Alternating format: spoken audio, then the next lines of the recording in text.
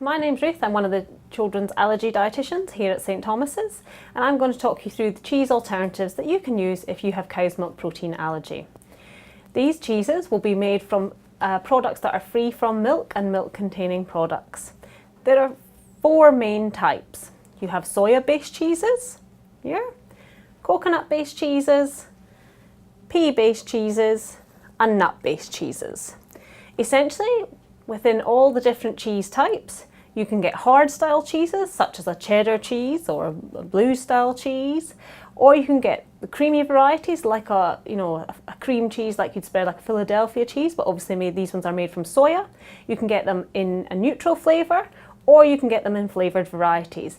And there's a wide range of products available, both supermarket owned brands and other brands that you can get in health food shops. In terms of the coconut-based cheeses, there's 2 main types. There's the cheese slices made by Violife, the hard cheese block, and a cream cheese. They also make a Parmesan style cheese, and they make a meltable style cheese more for things like pizzas or pasta bake style dishes. Then there's a pea-based cheese. So this one is dairy and soya free, as is the coconut cheese. This generally you have to get in the health food shop. It doesn't melt as well, but it's still reasonably palatable. Finally, you've got your Vegusto range, which is a nut-based cheese, and they make a huge range of cheeses, from hard cheeses to soft cheeses to multiple meltable cheeses. But obviously you need to not have nut allergy if you're going to consume any of these. You can't have legume or pea allergy if you're going to use the pea cheese. And you couldn't have coconut allergy if you're going to use the coconut cheese, and obviously you couldn't be soya free. There is one other cheese which isn't very common, which is a rice-based cheese, which is a mozzarella style cheese. However, you do need to order this online or ask your local health food shop to order it in for you.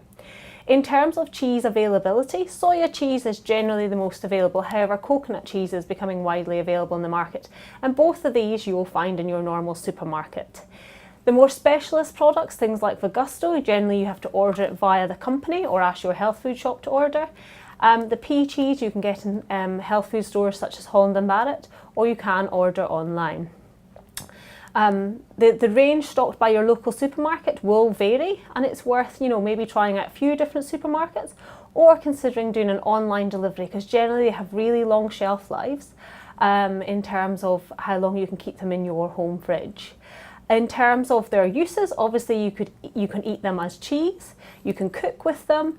In terms of their nutritional content, most of them aren't fortified with calcium, which is one of their biggest downfalls, but it does mean that your diet can obviously be like the rest of the family's diet, and it's completely safe for the whole family to use it, but obviously there'd be some cost implications.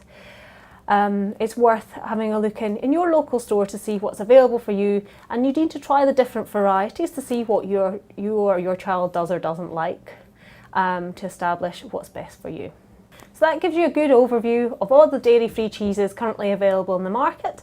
I hope this has been a useful overview, and you do get to experiment with some, and you'll find some are much more palatable, some are much more useful in cooking than others, and it is worth going through that process of trying and trial and error in the cooking process.